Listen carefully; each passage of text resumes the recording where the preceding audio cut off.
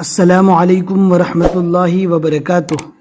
الحمدللہ، ہمیں امید ہے کہ آپ حضرات بخیر و عافیت ہوں گے، اور تعلیم الاسلام کے جو سبق ہم نے آپ کو پڑھائے تھے الحمدللہ آپ حضرات نے step by step serial wise پڑھ لیے ہوں گے، اور آپ کو تھوڑا بہت فائدہ بھی ضرور ہوا ہوگا۔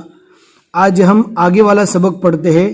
آج ہمیں جو پڑھنا ہے وہ تعلیم الاسلام کے پہلے حصے کا 15ویں صفحے کا آگے والا سبق۔ بہت ہی آسان ہے، آپ اینڈ تک ویڈیو دیکھیں گے انشاءاللہ سمجھ میں آئے گا۔ ہم نے آپ کو بتایا تھا کہ انشاءاللہ نماز کو ہم 4 اسٹیپ میں اور 4 پارٹ میں سمجھائیں گے، تو الحمدللہ 2 پارٹ مکمل ہو چکے، اور لائن سے اور اسٹیپ بائی اسٹیپ ہم آگے پڑھ رہے ہیں۔ اس سے پہلے ہم کیا پڑھے تھے، ایک مرتبہ دھیان سے سن لیجئے۔ پہلے ہم نے تکبیر کہنا سیکھا تھا، یعنی اللہ اکبر کہہ کے ہاتھ باندھنا، پھر اس کے بعد ثنا پڑھنا، پھر اس کے بعد اعوذ باللہ بسم اللہ، اس کے بعد سورہ فاتحہ پڑھنا، اور سورہ فاتحہ کے بعد ہمیں ایک سورہ ملانا ہے فرض کی پہلی 2 رکعتوں میں اور سنت واجب کی ہر رکعت میں۔ اس لیے ہم نے 4 سورہ سیکھ لی تھی، سورہ کوثر، سورہ اخلاص، سورہ فلق اور سورۃ الناس۔ ان 4 سورہ کو سیکھنے کے بعد اب ہمیں آگے والی چیزیں سیکھنا ہے۔ اب ہم آج کا سبق شروع کرتے ہیں۔ آپ کو ویڈیوز کو اینڈ تک دیکھنا ہے اور اپنے دوستوں کو بھی شیئر کرنا ہے۔ بسم اللہ الرحمن الرحیم۔ رکوع یعنی جھکنے کی حالت کی تسبیح۔ اب ہم اللہ اکبر کہہ کر جب رکوع میں جائیں گے تو رکوع میں ہم کیا پڑھیں گے، تو یہاں پر اس کی تسبیح بتا رہے، سبحان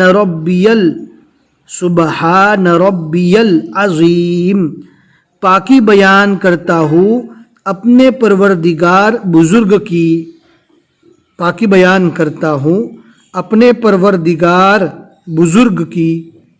یہ ہو گئی رکوع کی تسبیح۔ اس کو رکوع میں کم سے کم 3 مرتبہ پڑھنا ہے، یہ سنت طریقہ ہے۔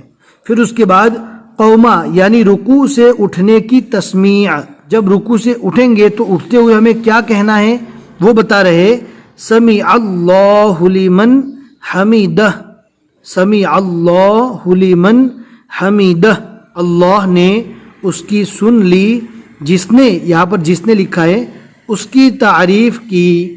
اب آگے ہے اسی قوما کی تحمید۔ اب جب کھڑے ہو جائیں گے تو کھڑے ہونے کی حالت میں کیا کہیں گے، آپ کو بھی معلوم ہوگا، آپ بھی کہتے ہوں گے، لیکن آج ہم پڑھ لیتے ہیں۔ پھر کھڑے ہو کر ہمیں کہنا ہے ربنا لکل، کاف کو لام سے ملانا ہے، لکل حمد، ربنا لکل حمد، اے ہمارے پروردگار تیرے ہی واسطے تمام تعریف ہے۔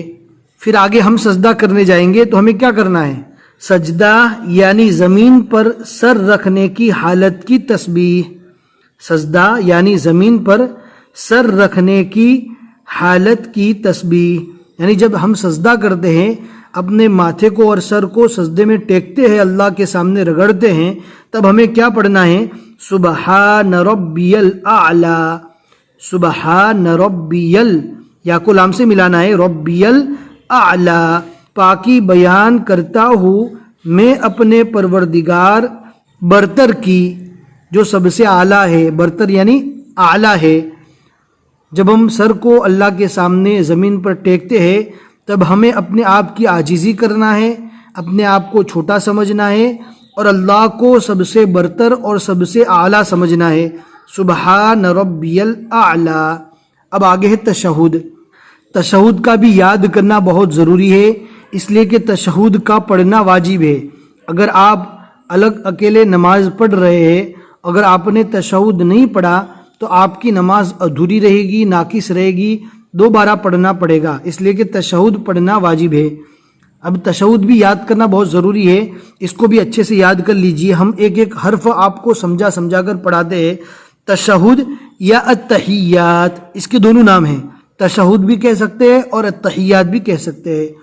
التحیات، الف کو تا سے اور ہا کو یا سے ملانا ہے، التحیات للہ والصلوات والطیبات، واو کو تو سے، تو کو یا سے ملانا ہے، والطیبات، السلام علیک ایہا النبی، ایہا النبی، ورحمۃ اللہ، ورحمۃ اللہ، बरकातुहु। आगे हमने पढ़ा था वाव, उसको मिलाकर इसके साथ पढ़ना है व बरकातुहु अस्सलामु अलैना व अला इबादिल्लाहिस सालिहीन। यहाँ पर अगर रुक जाएंगे तो रुकने की हालत में ज़बर जज्म से बदल जाएगा।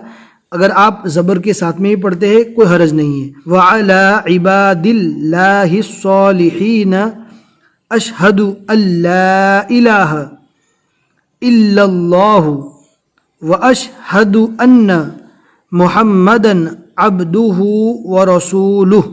ये तो दूसरा कलमा है, बहुत ही आसान है, लेकिन आप ज़रूर याद कीजिए, इसलिए कि इसको पढ़े बगैर आपकी नमाज नहीं होगी।